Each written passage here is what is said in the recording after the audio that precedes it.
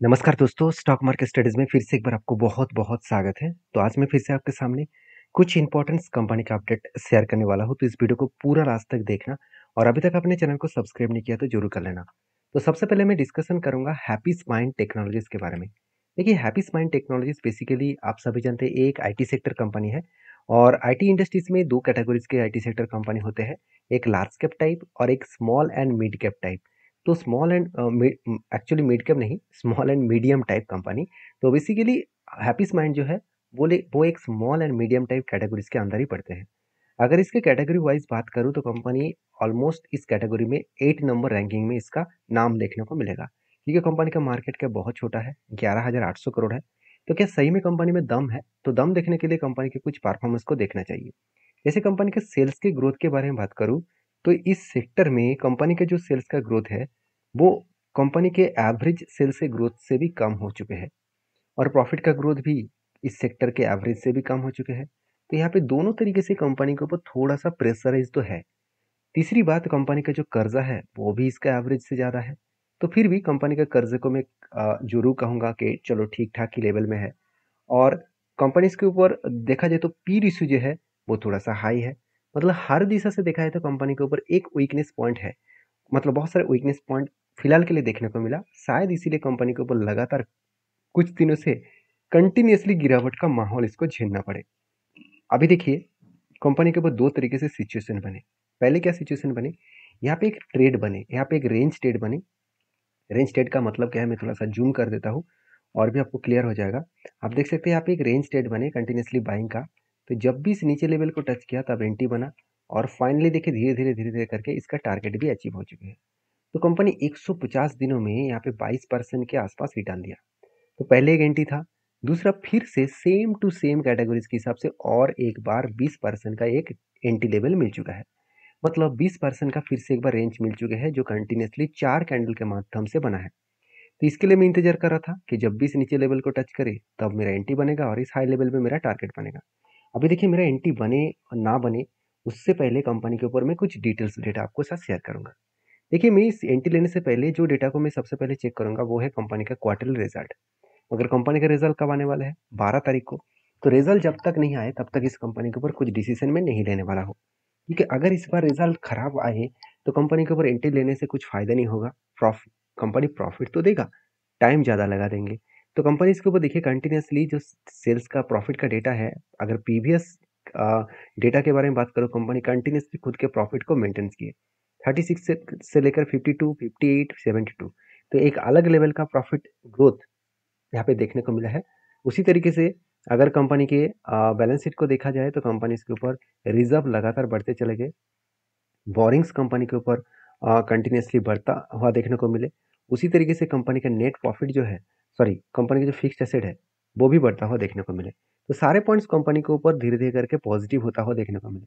मुझे जो डेटा सबसे बेस्ट लगा वो है कंपनी के हाथ में कैश। तो कंपनी के हाथ में 1300 करोड़ का कैश है, तो जो लोग सोच रहे हैं कि कंपनी के पास में अभी कर्जा बढ़ चुके हैं, तो क्या कंपनी सस्टेन कर पाएँगे? देखिए हाथ में तो 1300 करोड़ का कैश है, तो ईज़िली वो इस कैश से इस बोरिंग्स को मिटा सकते हैं। इस बात को आपको याद रखना है। बाकी इस कंपनी के ऊपर एक चीज़ और भी नोटिस करेंगे कि इन्वेस्टर के हिसाब से देखा जाए, कंपनी के प्रोमोटर से लेकर एफआईएस, डीएस, पब्लिक, हर किसी के पास इन्वेस्टमेंट है। एफआईएस तो माल नहीं बेचा है, डीएस ने भी माल नहीं बेचा, पब्लिक ने भी माल नहीं बेचा। तो सॉरी एक्चुअली पब्लिक ने कुछ माल को खरीदारी की है जो प्रोमोटर ने बेचा है। तो क्वेश्चन यहाँ पे ये है, क्या एंट्री होने के बाद मैं खुद एंट्री लेने वाला हूँ? इस स्ट्रैटेजीज़ को अगर फुलफिल हुआ, इस लेवल को अगर टच करे तो क्या मैं एंट्री लेने वाला हूँ? बिल्कुल नहीं। जब तक इस कंपनी का रिजल्ट ना आए, रिजल्ट को मैं एनालिसिस ना कर पाऊँ, तब तक मैं कोई भी डिसीजन नहीं लेने वाला हूँ। बाकी आप इस कंपनी को किस तरीके से देखते हैं, ज़रूर मुझे कमेंट्स करना। नेक्स्ट जो कंपनी उसका नाम है बजाज फाइनेंस। इसके ऊपर एक बहुत बड़ा झटका कंपनी को मिला है। वो झटके के बारे में मैं आपको यहाँ पे डिस्कशन करूँगा। एक अपडेट यहाँ पे निकल का है पिछले दिनों में। आप देख सकते हो Bajaj finance get 341 crore GST, और वो भी नोटिस कंपनी को मिल चुके हैं। मतलब जीएसटी का नोटिस कंपनी को मिल चुके हैं। कंपनी जीएसटी पेमेंट नहीं किया तो इसलिए कंपनी को एक पेनल्टी देना पड़ेगा, एक पेनल्टी देना पड़ेगा, क्योंकि जीएसटी के ऊपर उन्होंने पैसा नहीं दिया।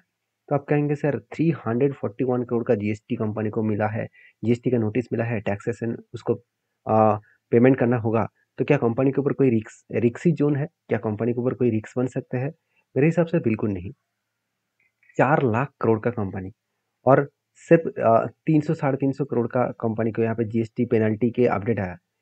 अगर देखिए यहाँ पे जो नोटिस आया है, वो नोटिस एक्चुअली रिपोर्ट के माध्यम से बताया जा रहा है।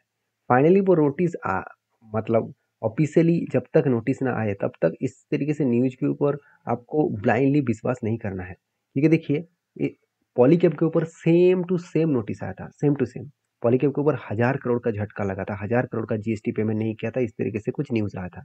उसके बाद क्या हुआ, बाद में देखा गया वो न्यूज फेक है। उसके बाद आज पॉलीकैब देखना रॉकेट की तरह भाग रहा है। तो कभी कभी होता क्या है, बड़े बड़े इन्वेस्टर माल उठाने के लिए इस तरीके से न्यूज को फ्लैश करते हैं।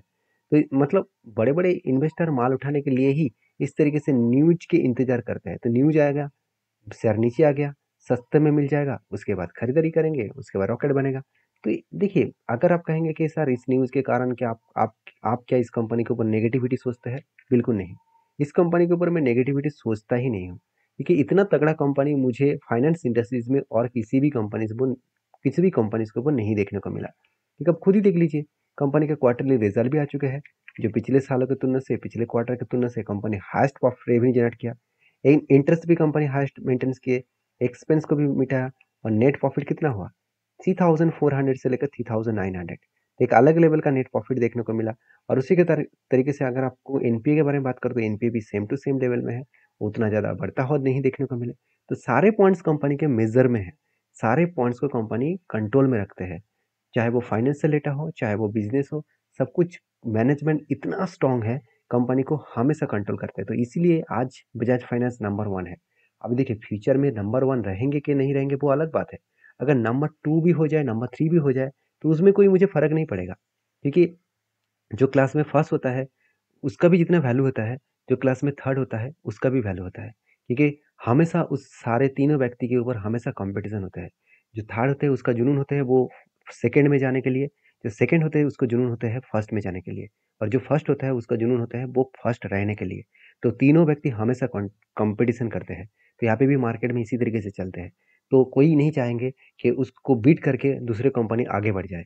तो हाँ, लोगों के मन में ही डाउट है कि जियो फाइनेंस अभी मार्केट में उतर चुके हैं, तो जियो तो रिलायंस के पास भर भर के पैसा है, तो रिलायंस मतलब जियो इस कंपनी के ऊपर बीट करके आगे बढ़ सकते हैं। देखिए मैं पहले ही बोल चुका हूँ, मार्केट में कुछ भी हो सकता है, आपको कंपटीशन नहीं देखना है, आपको कंपनी के मतलब आपको बेस देखना है कि कितना वो स्ट्रांग है। तो मैं इस कंपनी के ऊपर बुलिश हूँ, क्योंकि सिर्फ इसी न्यूज़ के बेसिस में मैं इस कंपनी के ऊपर कोई नेगेटिव नेगेटिव डिसीजन नहीं लूँगा। बाकी आप इस कंपनी के टेक्निकली चार्टर्स के बारे में बात करूँ, बहुत दिनों से एक कफ के बाद मुझे बहुत बार हैंडल भी मिला है, मगर ब्रेकआउट नहीं हुआ, तो इसलिए मैंने कोई डिसीजन नहीं लिया। तो बाकी जब डिसीजन बनेगा तो मैं आपके साथ ज़रूर शेयर करूँगा। तो नेक्स्ट जो कंपनी है उसका नाम है डीमार्ट। तो एवेन्यू सुपरमार्ट, इस कंपनी के ऊपर बहुत दिनों से मैं इंतज़ार कर रहा था कि एक लेवल ब्रेकआउट होने का, तो मुझे लगता है जल्द से जल्द उस लेवल को ब्रेकआउट करने का समय आ चुके हैं। क्योंकि कंपनी देखिए लंबा सा जर्नी के हिसाब से, जैसे यू टर्न लिया तब भी एक बिग कप बन चुके हैं, और उसके बाद एक हैंडल बटन भी यहाँ पे कंप्लीट हो चुके हैं। अभी मुझे चाहिए इस हैंडल के ऊपर ब्रेकआउट, मतलब 5180 के ऊपर अगर ब्रेकआउट हुआ तो एक अच्छा खासा यहाँ पे ब्रेकआउट लेवल देखने को मिल सकता है। तो अगर यहाँ पे ब्रेकआउट हुआ तो कहाँ तक यहाँ पे जाने का चांसेस है, अगर इस लेवल को टोटल इस रेंज को अगर ब्रेकआउट करे तो ओवरऑल देखा जाए तो कंपनी इस लेवल तक जाने का चांसेस है, जो लेवल्स निकल कर आ रहा है करीबन करीबन 7140 के आसपास। अभी देखिए लेवल में आपको कोई रिकमेंडेशन के हिसाब से नहीं दे रहा हूँ, आपको मैं स्टडी करने के लिए, वॉच करने के लिए बोल रहा हूँ। और हाँ, ये मेरा ट्रेड होगा कि नहीं होगा वो तो बाद में पता चलेगा। अभी देखिए किसी भी ट्रेड्स को मेरे तरफ से कोई भी रिकमेंडेशन नहीं है, क्योंकि मैं हमेशा आपको पैटर्न्स को, मेरे एक्सपीरियंस को आपके साथ शेयर करता हूँ। आप इस पैटर्न्स को वेरीफाई करिए, एटलीस्ट 10 साल पीछे जाकर देखिए कि हाँ इस तरीके से स्ट्रैटेजीज में सही में काम होता है कि नहीं होता है, क्या इस तरीके से स्ट्रैटेजीज में कितना दम है, क्या सही में टारगेट मिलता है कि नहीं मिलता है। सब कुछ आपको वॉच करना पड़ेगा, सब कुछ आपको स्टडी करना पड़ेगा। तो एवेन्यू सुपरमार्ट के बारे में एक ही बात कहूँगा, ये कंपनीज के ऊपर अगर देखा जाए तो सारे चीज़ों को, कंपनीज के ऊपर एक बेस्ट तरीके से अपडेट्स एंड बेस्ट तरीके से डेटा आपको देखने को मिलेगा, जो कंपनी को आगे बूस्ट करने के लिए काफ़ी है। तो सिर्फ एक डेटा मैं आपको दिखाऊंगा, वो है कंपनी का रिजल्ट। देखिए इस बार भी कंपनी हाईएस्टली सेल्स को जनरेट किया, एक्सपेंस को मेंटेन किए, और नेट प्रॉफिट भी देखिए 659 से लेकर 774 करोड़ बना। हर साल में जो कंपनी प्रॉफिट को बढ़ाते चले जा रहे हैं, उसके उसमें एक good points and good update हमेशा आपको देखने को मिलेगा। तो एज ए इन्वेस्टर इस कंपनी के ऊपर हमेशा इसीलिए ट्रस्ट करता है, और अब एफआईएस भी देखिए 7.5% से होल्डिंग को 9% के ऊपर लेके गए हैं। और डीएस के पास पहले जितना होल्डिंग था उसी के आसपास होल्डिंग्स है, और पब्लिक के पास भी सेम टू सेम होल्डिंग है, और प्रोमोटर के पास भी सेम टू सेम होल्डिंग है। ओवरऑल हर किसी के पास इस कंपनी का होल्डिंग्स आपको देखने को मिलेगा, जो होल्डिंग्स कंपनी को आगे बढ़ाने के लिए काफ़ी है। तो बाकी आपकी क्या राय है, जरूर मुझे कमेंट्स करना। लास्ट जो कंपनी उसके आप देख सकते हैं नाम है स्पार्किंग लिमिटेड।